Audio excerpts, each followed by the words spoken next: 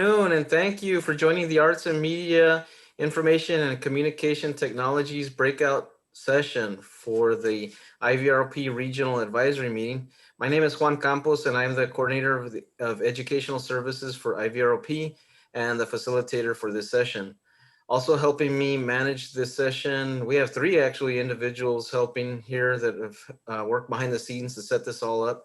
Please welcome Paloma Nieblas, our newest IVROP program manager, and Pamela Dominguez, a career specialist with IVROP, and Adriana Hernandez, who's a program manager with Ed Services. Before I get deep into the welcome and housekeeping, I want to just really quickly introduce Norma Gomez, who's our partner with Imperial County Office of Education. She's a CTE specialist and also a close partner with IVROP on the Strong Workforce Program, and she has just a brief announcement to make about one of their upcoming activities.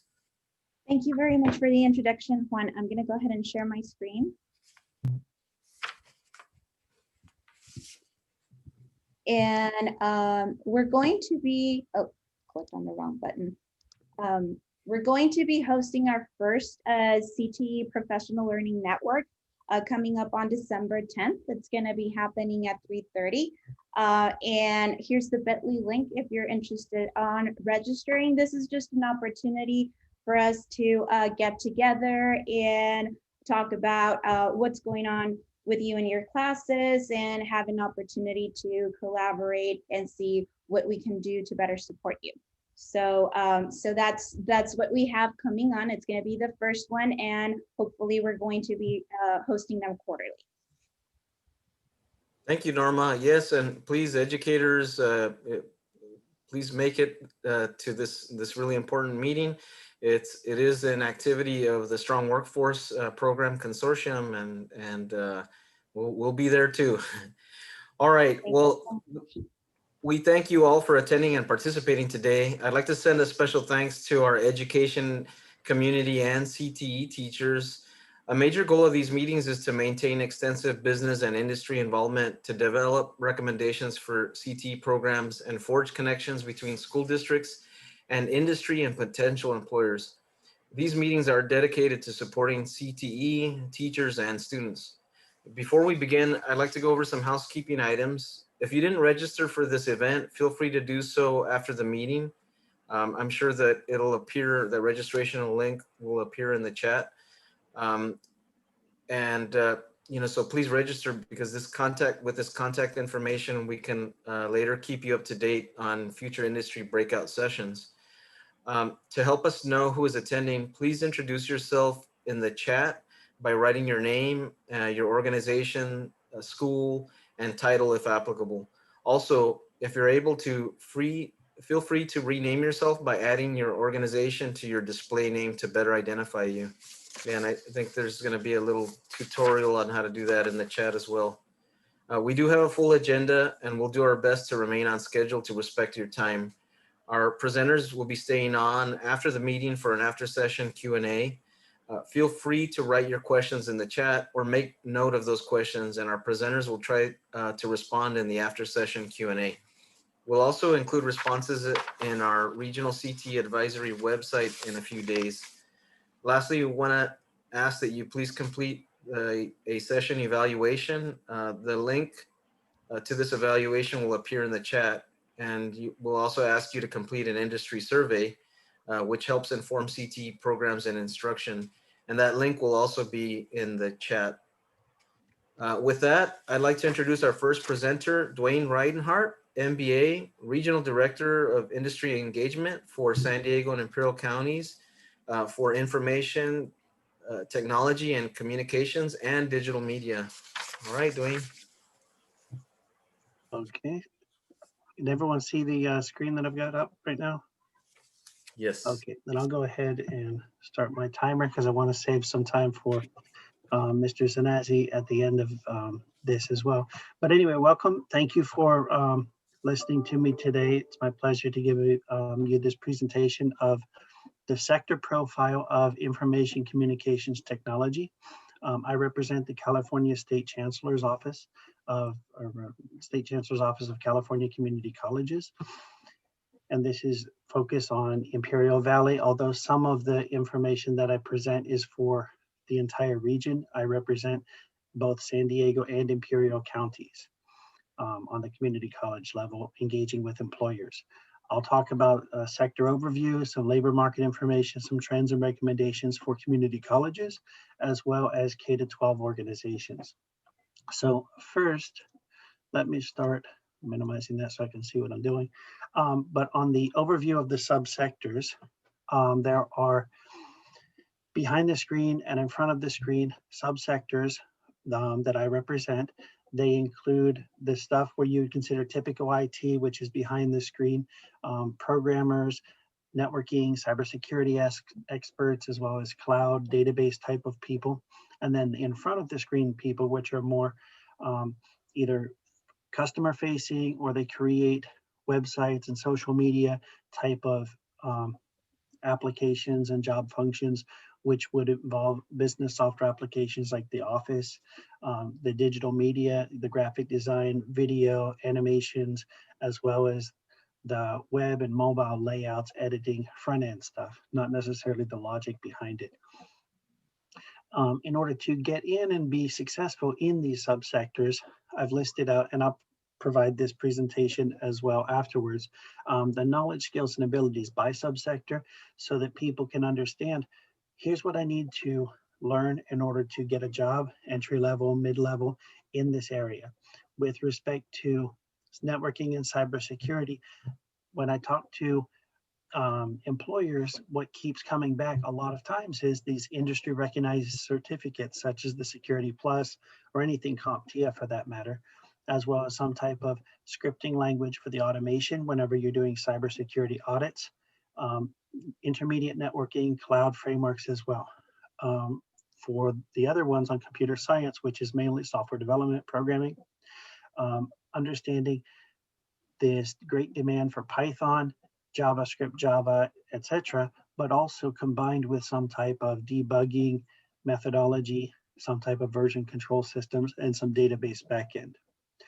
For the cloud, which we consider tech forest, a lot of the API frameworks such as AWS or Azure are going to be key drivers of can you get the job, can you be successful, as well as knowledge of an operating system such as Linux or Windows, and then having some way to automate whatever you're trying to do on the day-to-day side. For the front of the screen ones, for the business applications, Excel regarding pivot tables and VLOOKUP, or maybe even Google Docs, but having some of the advanced functionality, and as well as business math are going to be key drivers of whether you're going to be successful in that field and should therefore be studied. In the digital media, it keeps coming back to the Adobe suite. Whether you're planning on doing digital media for mobile or desktop type of apps or e-gaming, you still need to know the Adobe suite, even if you don't use that day in, day out, because there are a lot of houses that have proprietary software as well. But one thing that it keeps coming on as well is it needs to be combined with some type of journalism, storytelling, or some type of publishing for blogs, podcasts, so that people can create content in addition to having the skill set to create the technical capabilities. So with the certifications, I did last month a scan on Indeed.com to find out, well, how many jobs are out there that require these certifications. It's no mistake that CompTIA holds the majority of the market, and I highlighted that here. This is mainly, it's really biased towards San Diego because of the huge military presence, but there are still opportunities even for remote work in Imperial Valley as well. For the labor market supply and demand, this is the same thing. It's heavily skewed towards San Diego, but it's saying for the typical IT areas, there are net gaps. So training more people is going to have a positive effect for employment and that people will be able to find jobs. Where there is a bit of a challenge is digital media, where there's an oversupply at present on an annual basis. So I looked at, because I don't know that everybody wants to explore traveling from El Centro out to San Diego. So I looked at, well, what are the other opportunities that might be Imperial Valley focused? With regard to this, I got creative. 53% of tech occupations are not actually in the tech industry. They're everywhere else. And I also looked at 80% of cyber breaches occur in supply chain. So given that, any type of sector where you focus could be a potential benefit for employment. And for Imperial County, if you look at population, there's retail, public admin, and healthcare, 57 dental offices, you know, there's some low fruit for John, and education. But if you look at on a sales basis, the main drivers are actually agriculture, and there's some retail and some healthcare as well. And if there's a lot of money involved, there will be hackers potentially trying to attack some of the supply chain and applications that are out there. Going out there in geographic proximity, I looked at Mexicali, and there were potential manufacturing, a lot of different targeted businesses. And then the closest one after that is Yuma, where they're focused on agriculture and military. And then the rest of the solutions involve actually more drive time. I'm going to hold the questions sort of to the end because I'm pushed on time here, but I will answer questions either in the chat or later. So I also looked at what are some of these newer hybrid sectors. If I already went over cloud, software development, cybersecurity, and web development, well, looking at some of the ag tech, which is a big focus of Imperial County, as well as maybe La Paz County, Riverside County, and Yuma County, you've got opportunities in milking parlor automation, livestock, sensors, where there's a lot of labor cost involved, and you can take a lot of that out if you have a data science or some type of sensors background, including stuff like management of water supplies and crop tracking, artificial intelligence, etc. Healthcare is another big one, and I think Mr. Zanazzi will address this in his presentation as well, talking about the different cybersecurity and the business management opportunities there, and even in rural places in the US. And then there's advanced manufacturing, and I know there's a huge installed base right now with some renewable energy sources, as well as the solar installations and the water. And then finally, the data management, where, you know, it's just evolving. If we wanted to look at hourly earnings, based on a four-person family, the livable wage is $13.20 an hour. All of these jobs are easily above it. And even if you explored into Mexicali, which I believe a lot of the population is Mexican, I think engineering wages for, on average, in Mexicali for IT fields are hovering somewhere around $25,000 a year, which are actually pretty comparable to a livable wage in Imperial County. So what are some of the trends here? Industry certifications are aligning with 3-year expirations, and they're kind of, you need them in order to maintain relevancy in the field.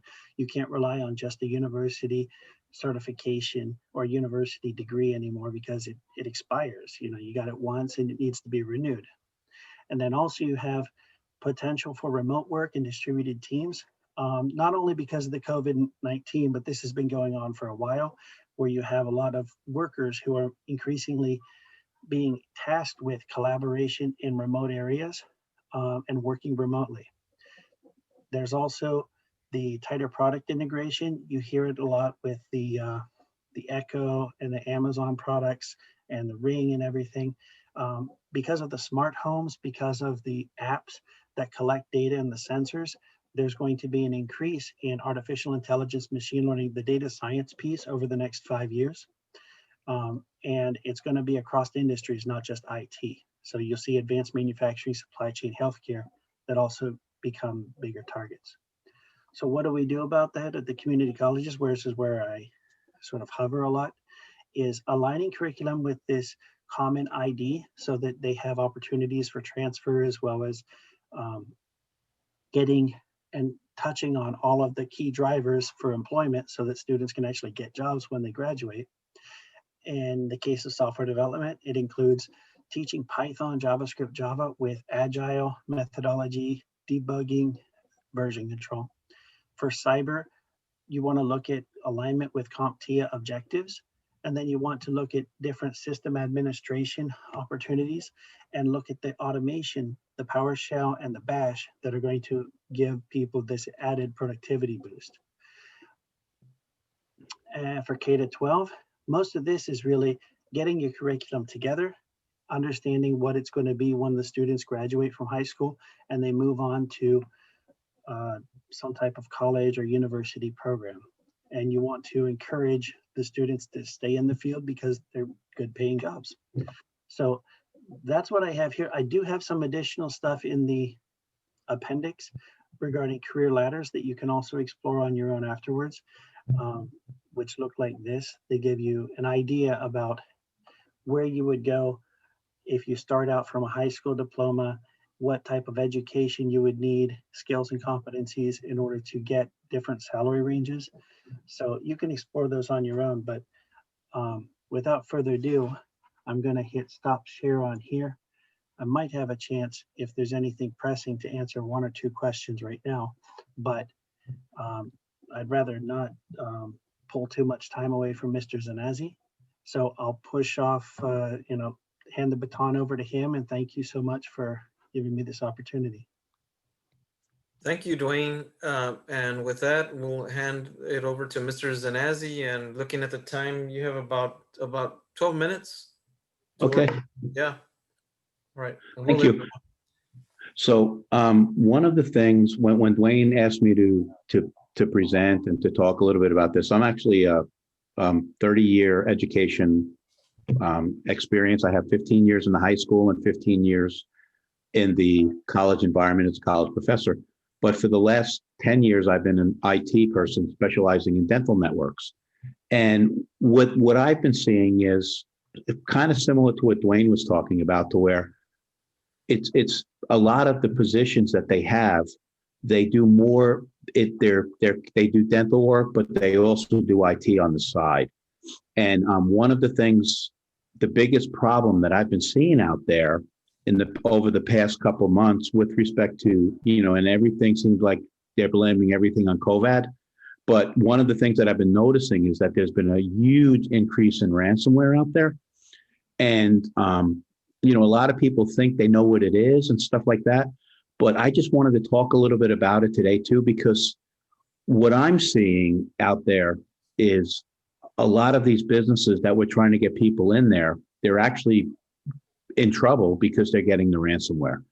And one of the things is that if we can maybe use education, whether it be, little workshops and stuff like that, to help these businesses so that in the long run, they can stay profitable. So it's going to be, obviously 10 minutes, you can't talk everything about it, but we're just going to go through it real quick. And give me 1 second. Okay.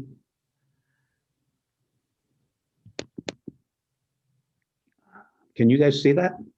Yeah. Okay, perfect. Let me just start this real quick.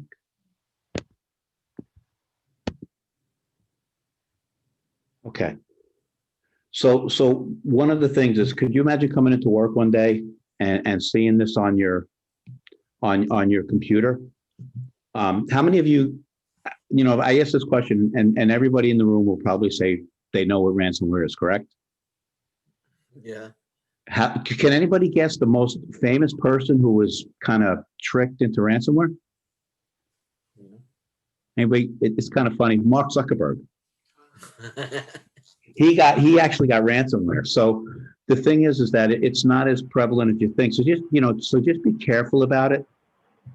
So you look on here. What is ransomware? So basically, ransomware is anything that can go on your computer that's going to cause you to access your system, encrypting the data and things like that, and it's going to force you to pay the ransom. Now, why is this important for us? Because right now, you want to talk about IT business.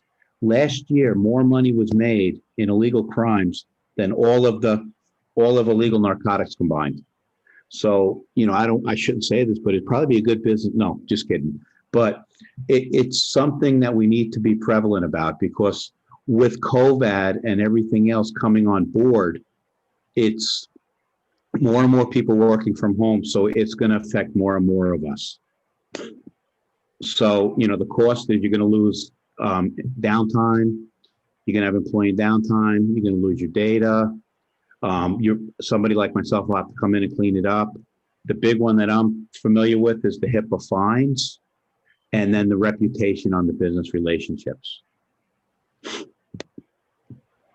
This is interesting. If we were to, you know, ask what would be the most prevalent way for you to get ransomware, it would be phishing, right? And everybody in the room knows, you know, they think they know what a phishing email is, but you have to be real careful about it. The latest type of ransomware that's out there is a drive-by. So you don't even have to click on the link. It'll go in there and it'll download you. The big one for the younger people out there is through social media and through web-based applications. And then, the latest and greatest one right now is coming out for Android devices, and Mac can also get ransomware. Hey, Duane, would you give me a 5-minute warning too, please? Will do. Thank you so much. So you could, through phishing email, drive-by, social media, remote networking increases the risk. So you want to be careful about that. Sometimes it doesn't spread on bad links. One type, WannaCry, went through without user interaction. And so you want to make sure you do your Windows updates.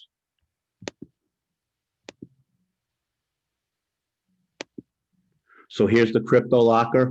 And if I actually had a client in Imperial Valley, I'm not going to say who it is, but she actually had ransomware too. And she was a dental office. So you just want to be careful about it. It's hitting everywhere. So what happens is, 5 minutes. well, I was quick. Ransomware, so you go in there, you have a malicious website, you go in, you click on it, it downloads it. And then what happens is you get an email or you get a text message saying that the information has been totally encrypted on your information. And unless you have a backup, you want to make sure that you can do that. The big ones is they have panic and fear on their victims. So they think the FBI is coming in, and then the FBI comes in, or you have a virus, click on it to resolve it. You were used to visit illegal websites, and then all files have been encrypted. So this is malvertising. It's just basically you click on it.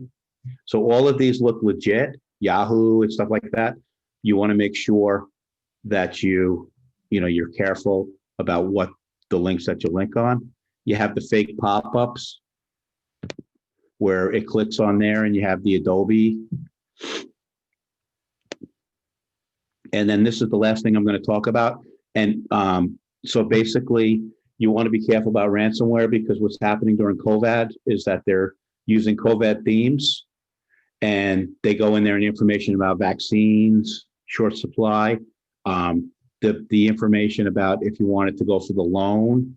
And here's a fake website that looks pretty darn good.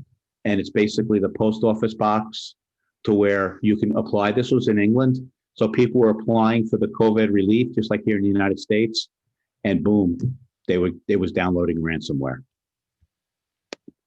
Okay. And then the last thing is you get a text file on there, and it says your files have all been encrypted. Please pay me the Bitcoins. And then at that point, you pay Bitcoins or you restore from the backup. Okay. And I have a lot more to talk about, but obviously for time, questions? Yeah, we got a few minutes for questions, and you actually have a couple of more minutes if you'd like to Oh, talk. good. You got about 4 minutes, actually. Oh, good. Okay, I'm going to keep going then. Yeah. So what do? The first thing you do is, if you have ransomware, is disconnect the network cable in the back of it. For those of you who may not be computer literate, it's the one that looks like the big phone cable. For those of you who are young and have never seen a phone line, I don't know what to tell you. Power it off, and then make sure you have a backup to make sure. They say to contact law enforcement immediately, the FBI. We've done that before. Typically, it happens so much that you're not really going to be able to do that much. Change all your passwords. That's the best way to do it. Again, power it off, make sure you have a good backup. And then call, make sure you call the people that you have there. Make sure you have, if they can restore the data. The thing about restoring the data, though, it usually takes time. We did a restore for a company, and it took about 3 days to restore the data. So you want to make sure that you have enough data. The backup is good. Why not just pay the ransom?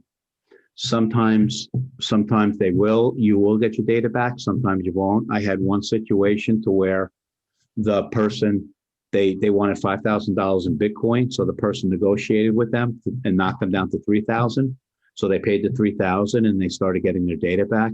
Then when they got about 60% of the data, the person said, the bad guy said to them, well, since you only gave us 60%, you're only going to get 60% of your data. So unless you want to pay more, we won't give you the rest of it. So they wound up paying the rest of it anyway.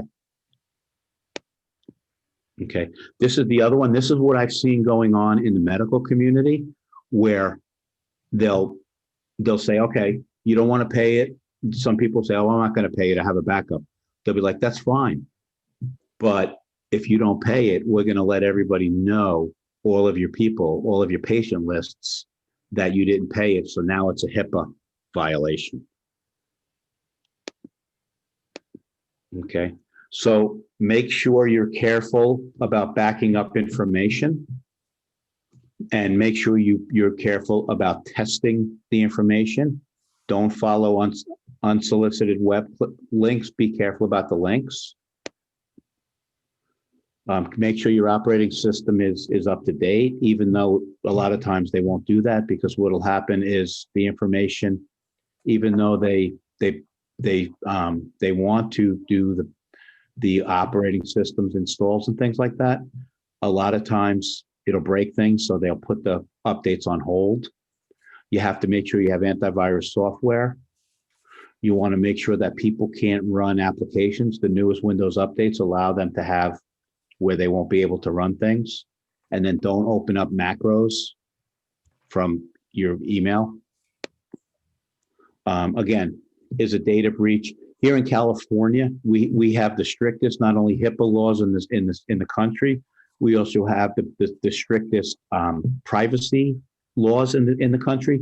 So if you have ransomware, not only will you have to pay the breach or have to restore from backups, you'll also have to file with the attorney generals, the state attorney generals, that you have a breach in data, and you'll have to pay a fine. Like I said, we have the strongest laws in the country with respect to data breaches. A lot of times what will happen with Dropbox and Google Drive, they'll also go into those and encrypt your data there. So again, back up, and back up again and again and again. Okay. Thank you, John. Yeah, we're gonna wrap up here. Any last words before we move on? No, I have a prevention kit too. If anybody would like to, just shoot me an email and I'll send them any information. Okay, thank you, John. Thank you, Mr. Zanazzi, and thank you, Mr. Rinehart. And please, if you can, stick with us through the end of this presentation to the after session Q&A, and we'll try to field some questions there at the end if folks have questions. And just a quick couple of reminders, please register. The link is there. Everybody's doing a great job of introducing themselves in the Zoom, so keep that up if you haven't done so. And then a reminder about the evaluation of this session. The links are also appear in the chat, and the industry survey.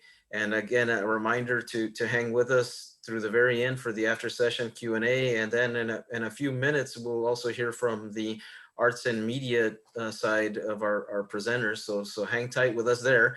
And so with that, I want to just also thank, I've seen a number of students join the chat here. So welcome to students. And also coming up here soon is GigaKom, Mr. Greg Argendeli. He's the Associate VP of Engineering. So I'd like to welcome him and introduce him. But also on the chat, I saw Mr. Comatina, who's the CEO of GigaKom. So welcome, Mr. Comatina.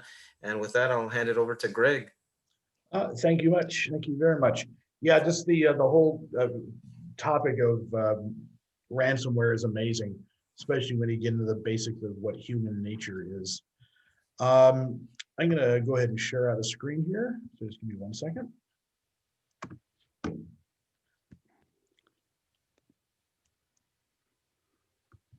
Oh, we have to hit the share button, don't we? Yeah.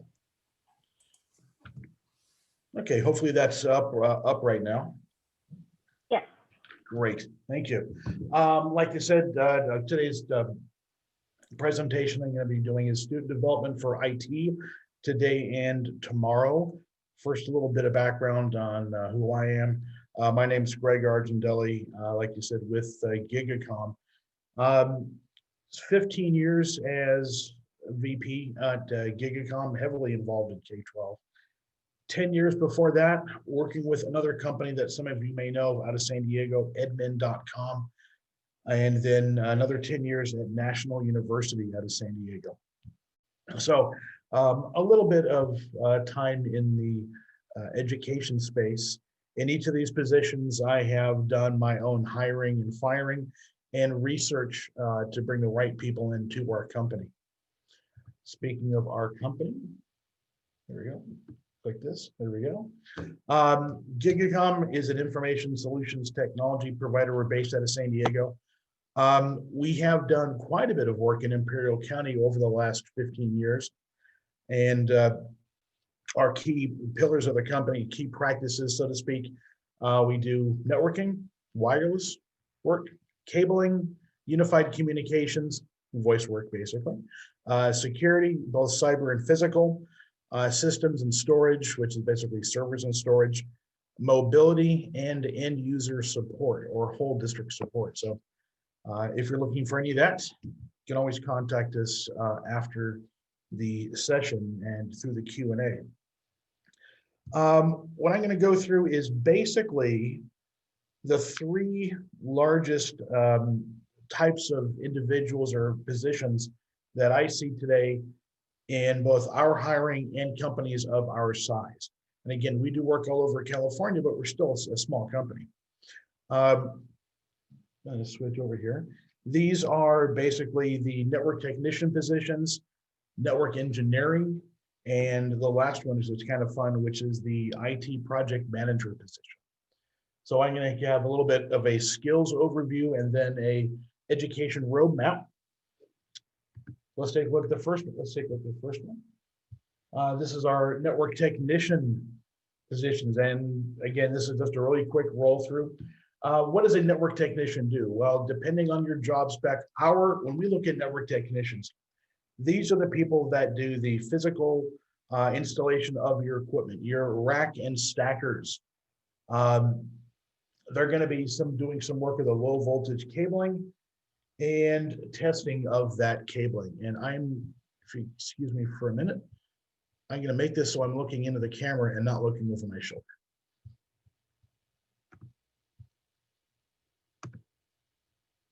Okay, there we go. So it's a combination of both installer skills, but without the configuration. These are the folks that need to understand ISO layer 1. I just thought I'd throw that out there. That's your physical layer connections. Make sure that when the cables connect, they connect correctly. Basically physical cabling. They need to be able to follow directions. They need to be detail oriented and open to learning new skills. What we do at our organization, and we've seen this at other companies, is they want to get their people advanced. You don't want to lock somebody in a network technician position for years. You want to get them learning new skills, whether that's new certifications or vendor tracks. Special skills, moving heavy equipment, as if anybody who's installed UPSs understands how heavy those things are, and can work within tight time constraints. So a lot of times these people will be directed by a project manager that says you have X number of time and you have to get it installed in that time frame. And we'll go back over here. Thank you. Education, formal education, minimum high school diploma. This is an entry-level position. Certifications. I'd like to find at least one of these certifications. And for these are the Cisco introductory anything from CompTIA Plus, as it's been mentioned, that's fantastic. The CWNA is a great intro to wireless.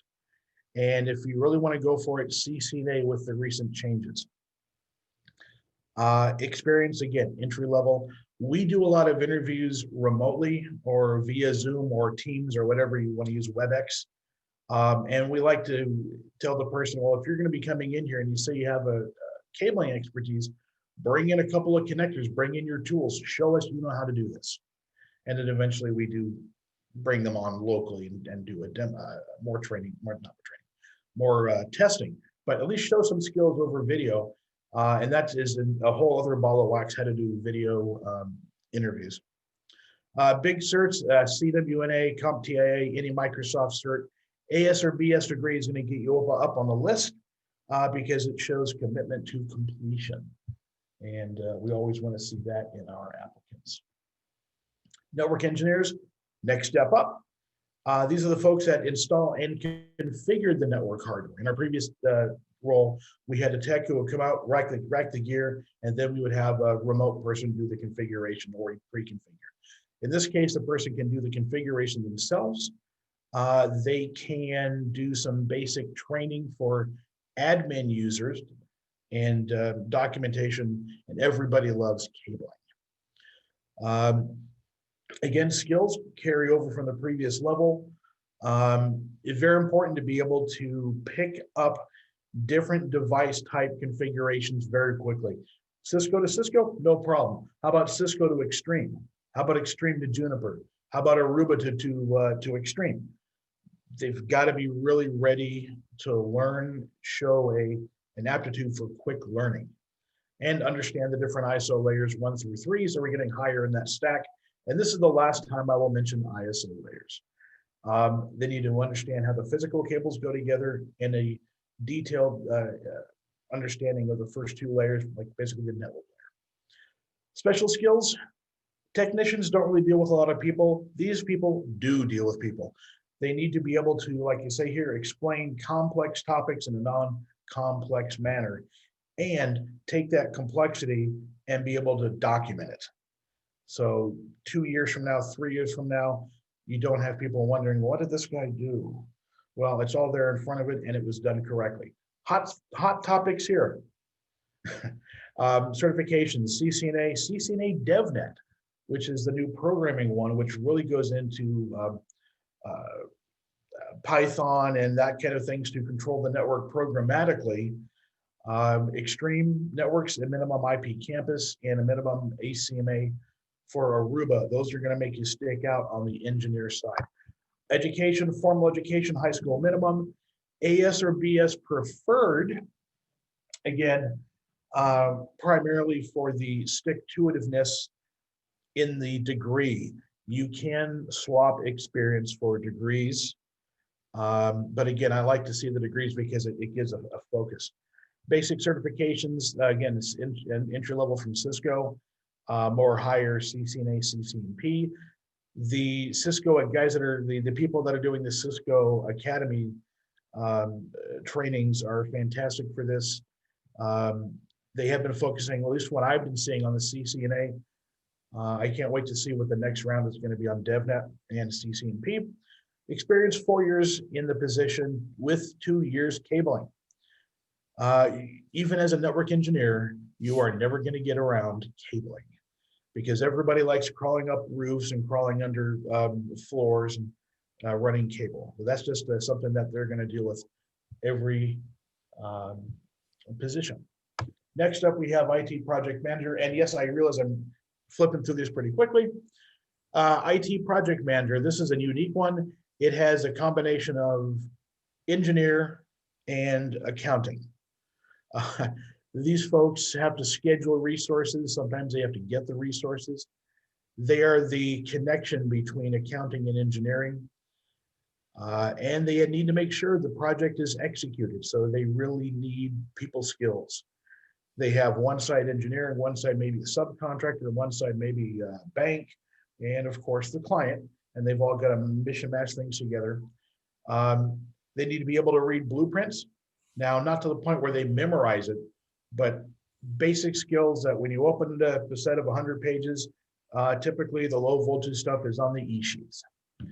They need to understand contract language without being a lawyer.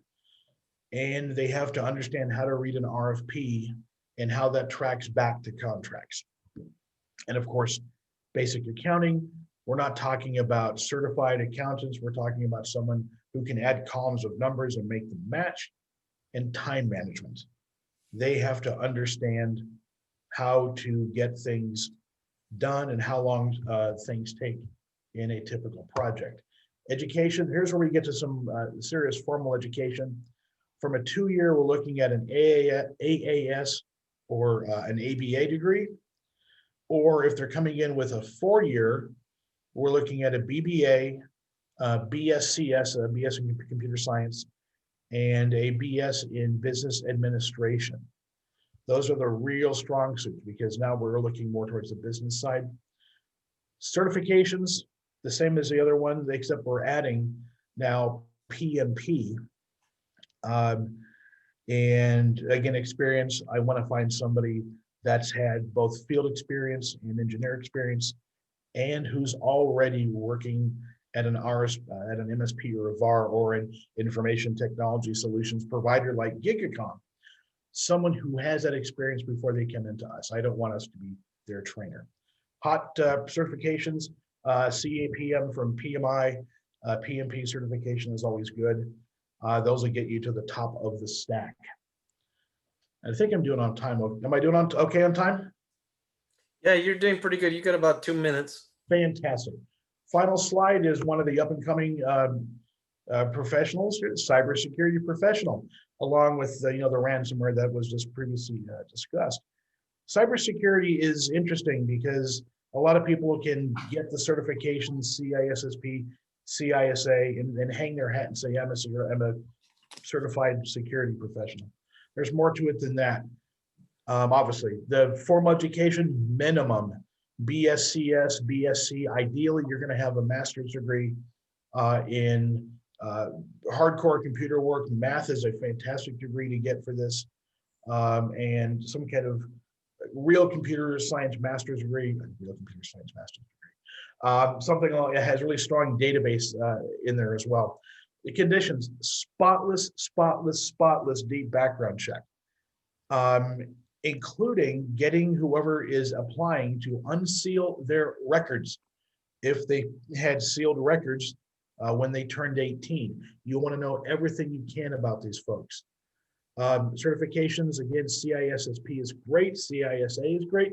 The one I have listed third is C3PAO, which is really a company level certification, and that's more towards Department of Defense work.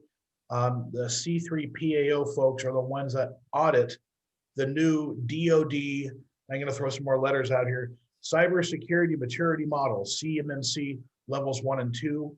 If you do business with the DoD, you got to get these and you got to get audited. They released these standards on January 31st of this year. They are fantastic for school districts, by the way. And we do this, we cover this in our cybersecurity work.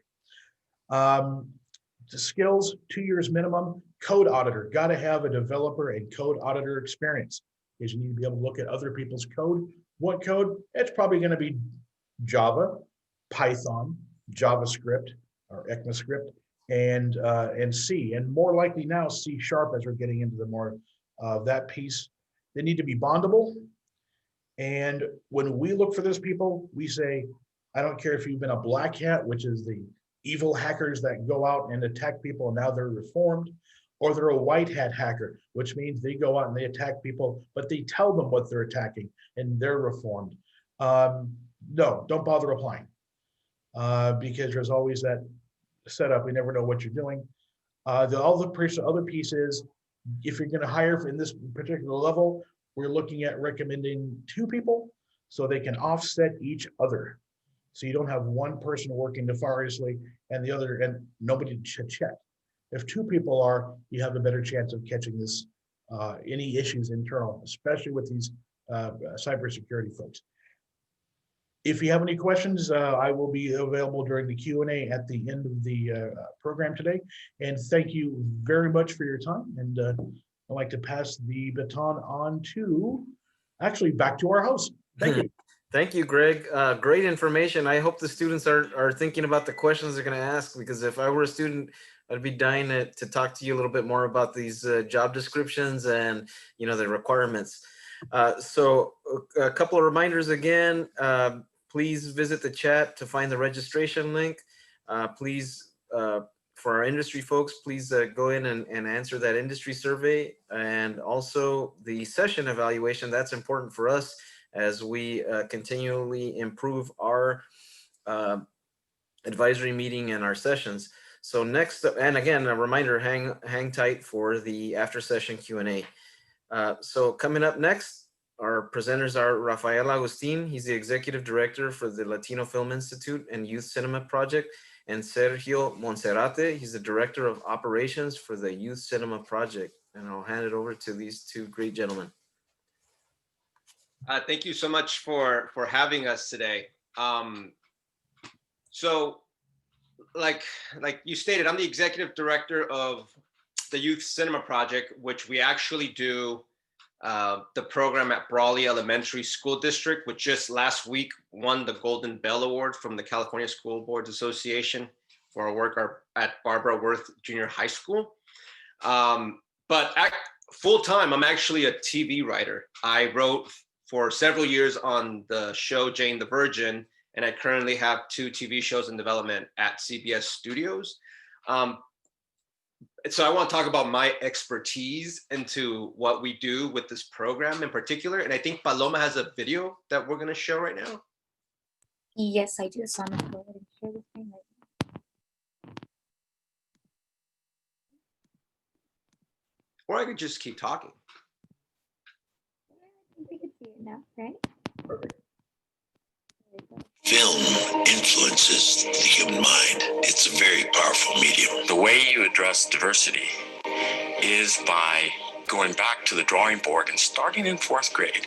The mission of the Youth Cinema Project is very simple. It's about closing the achievement gap in the classroom for our most underprivileged children and to close the opportunity gap in the entertainment industry for our communities of color. Fire cat, take 2.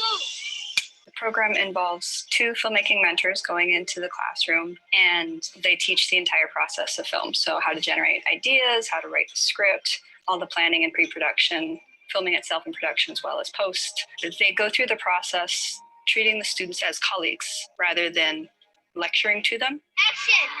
Get in the car! Cut! It's inspired the community to the point of where kids are actually attending school more. We talk about project-based learning. So rather than just taking a book and talking about a particular set of concepts in the book, it's got a practical application. I've learned to not be shy and to believe in myself and to never give up. The biggest thing I learned in this program was to collaborate with others to express themselves. I think it's just a different way to approach learning. This is the only program I know that brings an industry, in this case, entertainment industry, into the classroom, into the school site, into the district. Creativity, critical thinking, communication, and collaboration. All those values are so much a part of filmmaking. We create lifelong learners and lifelong problem solvers. This is the only program I know where teachers, principals, superintendents, and board members are saying this gets 100% engagement. I think this program should be around again. There's other programs, it's more like look at the board and you're just gonna learn this. And here in film, you actually got to mess around with equipment. Why not sound? Sound? Camera? Rolling. J1, C2, take 3, mark. Action. Why are you here? Same reason you are. Jordan, get back here. I mean, I wish I would have had this class when I was in the 4th grade. My work would have been completely different. Our ultimate goal is to try to get the Youth Cinema Project inside every 4th grade class throughout the United States. I am the founder and the creator of the Youth Cinema Project, and I'm very honored and proud of it.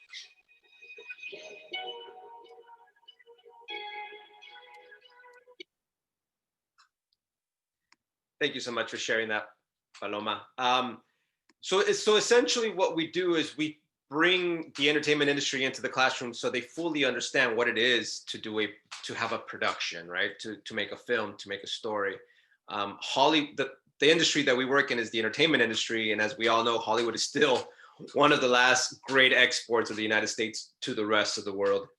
My colleague, Sergio Monserrate from the Youth Center Project is gonna guide you through the implementation of how we do the program and how we implement this 21st century learning film program. But I quickly just wanted to address the difference between our program and other programs around the nation, because a lot of programs are like plug and play. And there's a misconception that just because we have the film equipment, that students are going to be able to make a film. And see, in the entertainment industry, it all starts and ends with the written word, with the story. And the Youth Cinema Project is different for that very reason. We have to teach our students how to tell a story, how to properly read and write and share the stories that they're working on before they can pick up the equipment and use the technology to help realize their stories. So the only other things that I would like to say about like the entertainment industry in particular for anyone who's interested are the current trends that are happening in Hollywood, which need to be seen by both the global pandemic and our national uprisings. So when it comes to the global pandemic, there has been a clog in the machine. Like our program, Hollywood works in development, writing, pre-production, production, post-production, and distribution. So what we have right now is a clog in the machinery because we can't distribute these films. We can't go to work and produce these TV shows, so there's nothing to show on TV. That's why we have this gigantic demand for reality game shows, because that's really all we can do during the pandemic. It's sad that Hollywood did have to like close its doors for 6-7 months in advance. And all of my work as a writer had to take a pause. Things that I was going to go pitch and sell to the industry in March, I now have to do in February of 2021, which is just outrageous. And the second part of that is our national uprisings. The Black Lives Matter movement has created a hunger to tell more Black stories, which is great because communities of color, especially Black communities, have been underrepresented in TV and film and storytelling. And the same thing with like the Me Too movement and Time's Up. There is a big demand for female-led stories, which I think it's about time. And that's exactly how Netflix had this gigantic hit, like The Queen's Gambit, that this filmmaker couldn't make 15 years ago, but made today because there's that hunger to have female-led stories. So that in essence is Hollywood right now. If you want to know a little more details about how the industry works, you should know that we're shifting from a box office importance model to a subscription aggregate model. So what does that mean? That means that having the biggest, loudest movie is kind of the way of yesterday, because right now all that matters is these subscriptions to these streamers. And a lot of these streamers, what they're finding is the more unique the stories and the productions, the more likely they're going to get communities that they couldn't get before. So that in a nutshell is a quick overview of what's going on in Hollywood today. And I'm gonna pass it over to Sergio Monserrate, who's gonna talk a little bit more about how we implement our program in the classroom.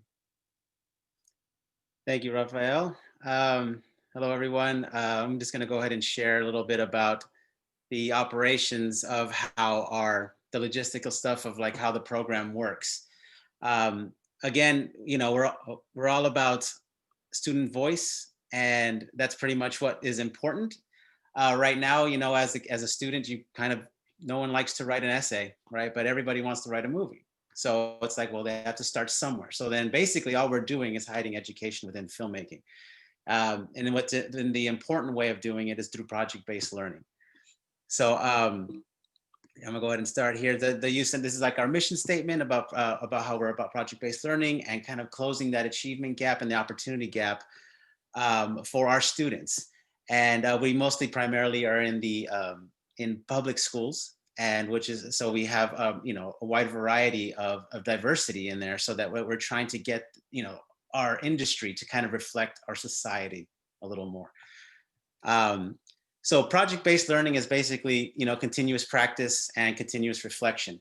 And the great thing about this kind of program is that it actually has the students, the mentors, and teachers are all working together and kind of reflecting and working and reflecting on their own, like asking themselves these questions. So it's a great kind of a model where everyone's learning and problem solving together. Not only that, but then modeling that for the students.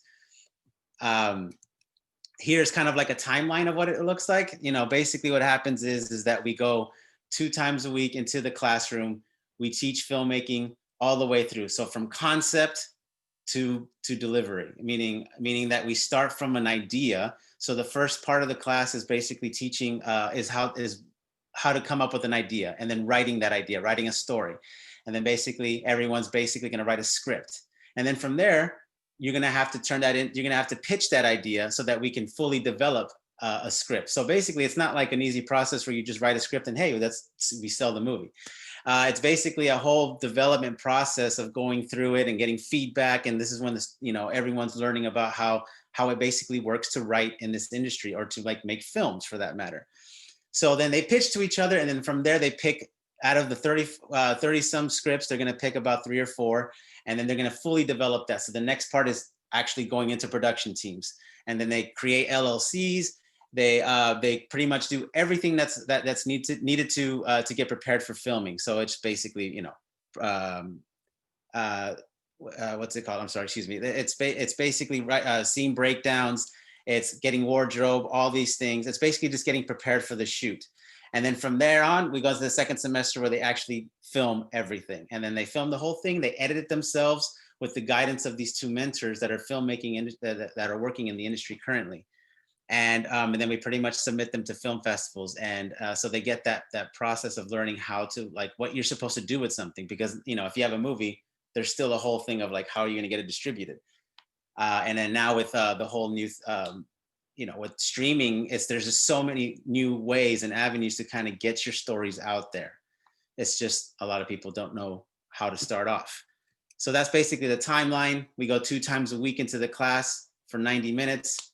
It's usually put in with an English class because there's a lot of writing, but it can be paired with any kind of English language arts class. And we start in the 4th grade, around 4th or 5th grade in elementary, and we go all the way through high school. Right. So this is basically just kind of like, it's a 34-week process all the way through the school year. This is just kind of how we kind of block the classroom. If you're in a middle school or elementary, normally it's just an hour and a half within the class. And then if you look, when it comes to middle school or high school, you have to block them together. And then actually, if you block these classes together, you actually get more time with the other class that is blocked with. So you normally get like an English class and put it together with an elective, or whatever kind of thing that they have at the school.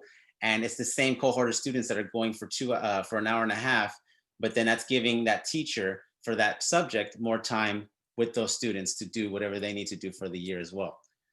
The cool thing about this is there's so much equipment. These students are using professional grade equipment. This is something that is really getting them like understanding the differences of departments, how important, everyone pretty much understands, when a lot of people don't watch the credits at the end of the film, you're going to go through all that. You're going to figure out how many people it takes to make a film, and how much communication, working together, collaborating, being creative, taking in feedback. It teaches you so many 21st century skills, and it builds confidence in these students, and to basically take on the world when it comes to any kind of problem solving.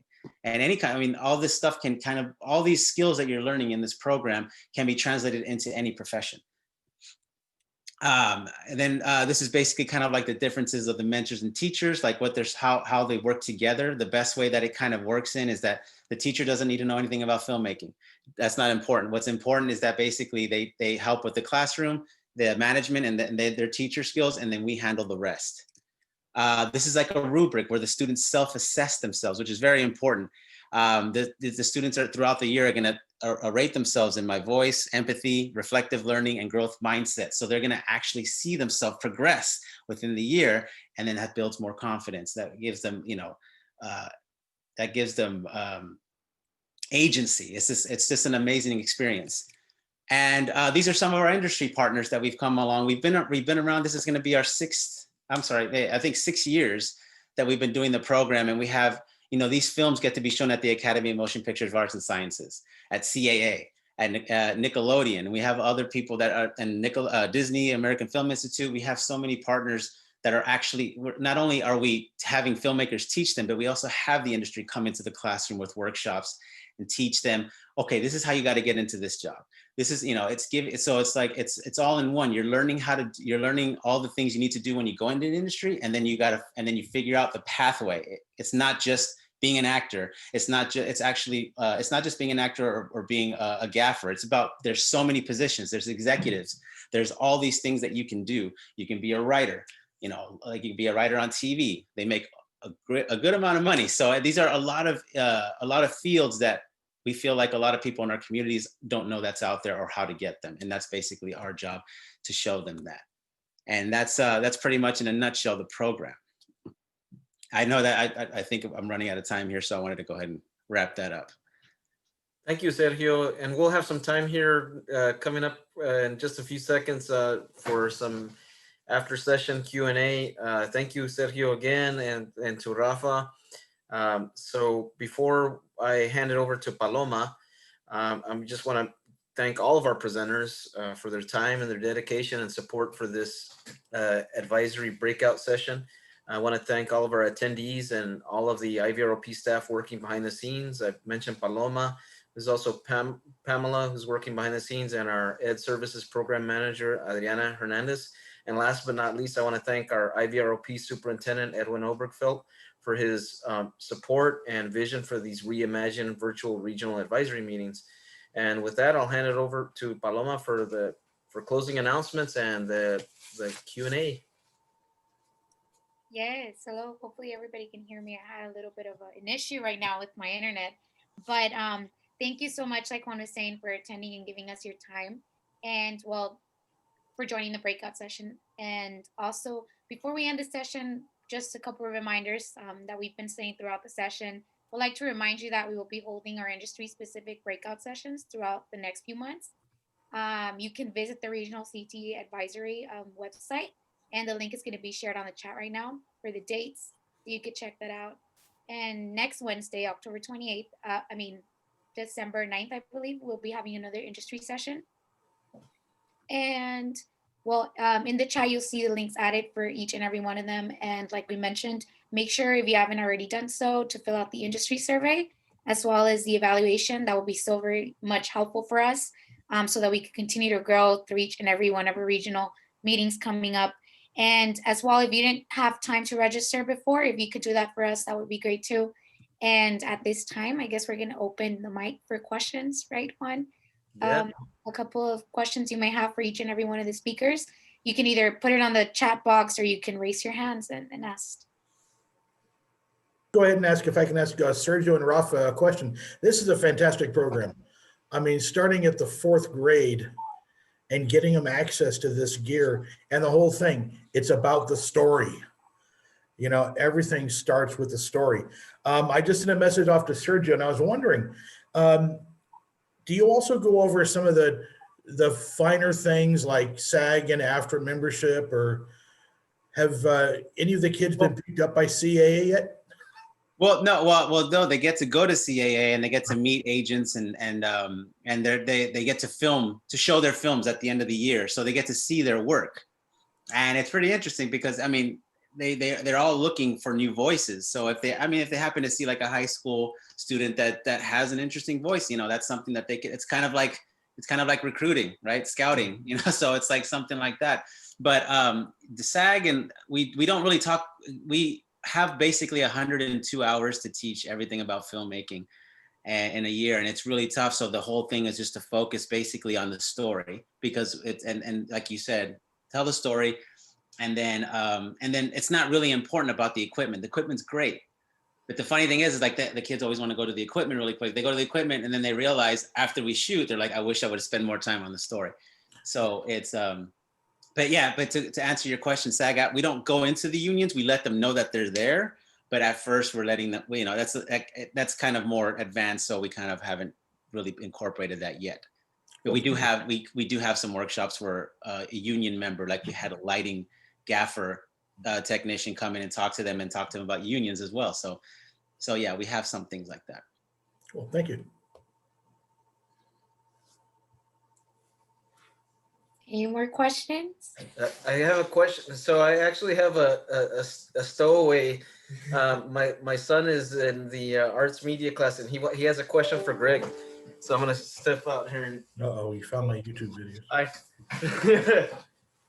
So I'm just asking for anyone who also has this question. What would be a good college to apply for a position in IT? Ooh. Wow, that's a good one. Yeah, you've got your state colleges are just, they're all good. It depends on what level of IT you want to get into. If you're looking at, say, designing your own microprocessors and that kind of thing, probably not Cal State, but you're probably going to be looking at some of the Eastern schools like MIT and their media lab guys and that kind of school. But for a good foundation, the Cal State system is fantastic, and the UC system in California, you can't go bad with those. If you just want to get a feel of the industry, go to your local community college and see if they have intro to CS, or if you want to go for the 2-year degree, go for that just to get a feel. Most of the community colleges, and I'm not gonna speak for IVRP, but I've seen their nice campus. I'm sure they have a computer there. I'm sure they have a program that could be useful for an entry to the IT community. Yeah, if I may, IVC does have cybersecurity programs as well as networking programs, and they offer not only the associates, but they offer certificates as well. So that might be the most economical way to get in, and you can see if you like it. And if you do, you can continue on after a certificate, get an industry certificate, get an associate's, and if you still want to continue on, transfer out of there to something out bigger. Yep. All right, thank you. I'm forgetting.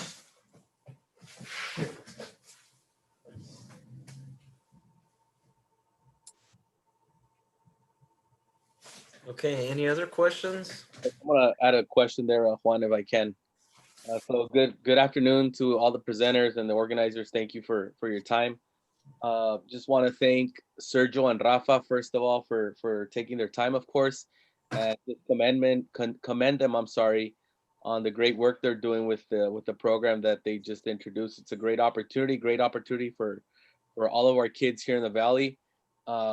Unfortunately, sometimes, as a resident of the Valley and our students here in the Valley, we struggle with the uphill opportunities, meaning literally that we're in the Valley, all the opportunities are in San Diego and LA, in terms of the Hollywood aspect of it, right? Television aspect and the technology aspect, referring over here to Greg and Duane. And so just, by you taking the time to talk to our students and present today, you really opened the door for a lot of our kids. And so I want to thank you for that. Question for Greg and Duane. I teach a couple of computer programming courses at Central Union High School. And I know you mentioned, Greg mentioned several certification options.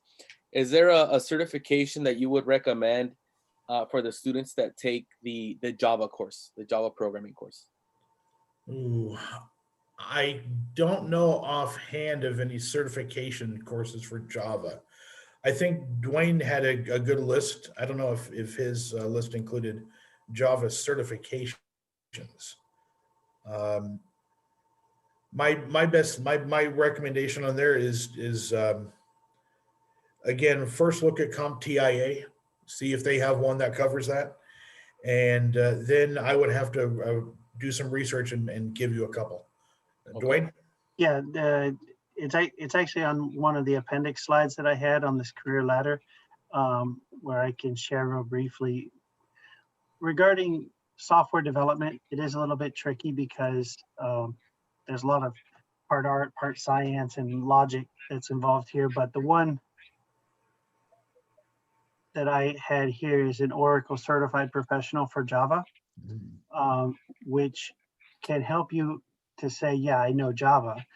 But I have found, because I used to be a research programmer for Scripps Research in bioinformatics anyway, but I have found that the programming certificates are not necessarily the same as the industry recognized certificates like the Network Plus or the Security Plus or A Plus even.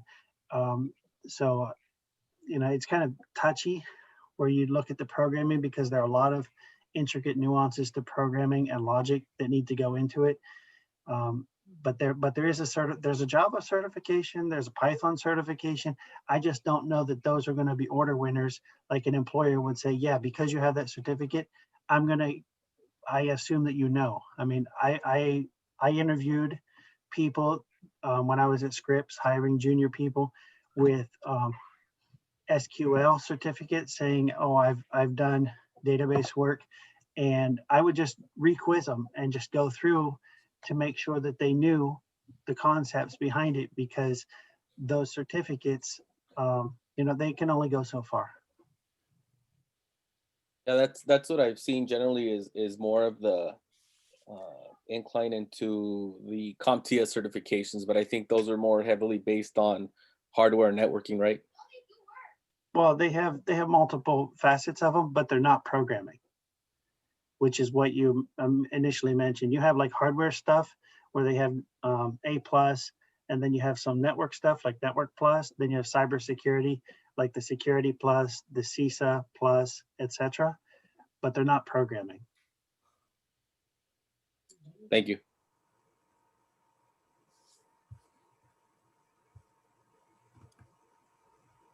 I guess I have one question for Sergio and Rafa.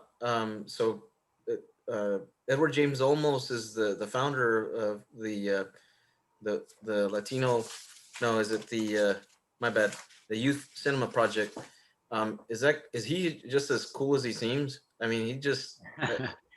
Yeah, no, well, he very much has that voice of like where it just makes people move. Like it's he's very controlling of a room.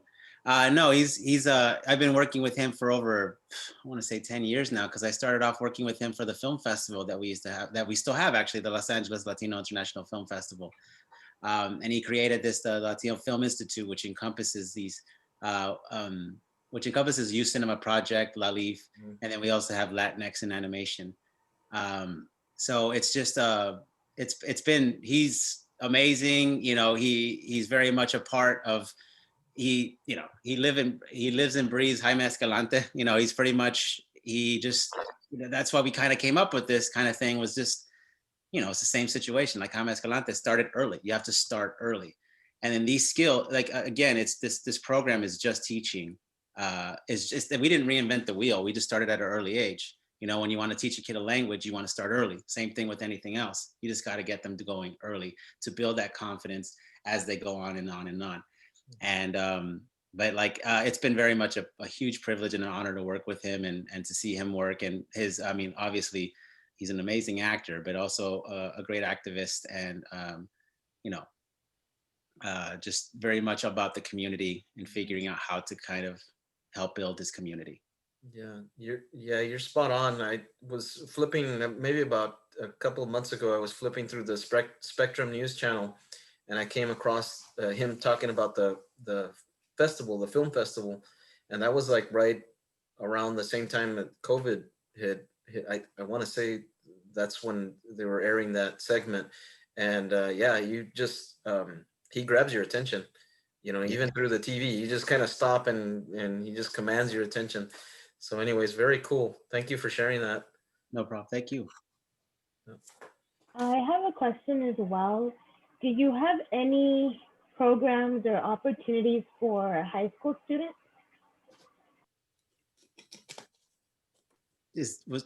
Was that for me? Oh yes, I'm sorry, I didn't specify. Yeah. Okay. Yes, we go from 4th to high school, so all the way through high school. And the great thing is that we actually we have we're UC approved as well. So like the classes will get you UC approval. We have a pretty cool pathway that goes from like, well, we call it a pipeline because I know in education, pathway means everyone knows what pathway is. So anyway, but it goes from you start off as a film. The first class, the 9th grade class is film. Then you go to 10th grade, you learn episodic, which is going to be TV writing, obviously, which is completely different from film. In film, the director is king or queen. And then in TV, the writer is king or queen. Now, and then when you go into the third year, that's documentary. So we actually teach a full on, that's when after they've taken the first 2 years, they kind of gotten close to the equipment, and documentary is pretty much like, the director, the editor is everybody, but you still have help with your crew, but that's going to be more about like issues that the filmmaker is trying to get across so that they can kind of express themselves. So, that's where we start. It starts getting interesting because it's more personal. It's more like ideals. It's more like trying to figure out what's going on in the world or what they can do to improve it. So yes, to answer your question, not so long-winded, was basically, yes, we do have a high school program there. And we pretty much, our goal is to get our students into into college. It's just an extra gem if we were to get more filmmakers and people like that in there. But this is supposed to help all of our students. That's why it's not a class where you have to kind of be a filmmaker. You want to be a filmmaker. We do it in an English class. So it just ends up that we start getting people that want to do it after they've done it. So, but the point is a pathway to get into college. That's for us. Thank you. Greg, Sergio, Duane, I hope that we can stay in touch. I know there was from when I first reached out to you to now, there was quite a gap. There's just been a lot of things brewing behind the scenes here at IVROP. We got this new grant to work with high school age youth, but that means more opportunities for us to collaborate and work together. So I hope that we can stay in touch. Duane, we talked quite a bit before as we were arranging this presentation and this meeting. You had a lot of great ideas about parental engagement and working with students, and especially with Latino. You have a passion for working with Latino students. And such a great background there of programs there for parental engagement. So I hope that we can touch base really soon after our meeting here. And again, Greg and Sergio, you as well. I mean, there's a lot of great opportunities there that are shaping up here for Imperial Valley. So I look forward to working with everybody here. Yes, sir. Me too. All right. I dropped my email in the chat as well in case anyone wants to communicate with me. And I assume that there'll be some email that goes out to everybody with my presentation, and you feel free to contact me. Right, will do. Thank you so much. Well, that's pretty much it. We thank you all. We're losing some people, but thank you all to all of our presenters, and thank you for participating in this Arts and Media, Information and Communication Technologies breakout session. Have a good evening, all.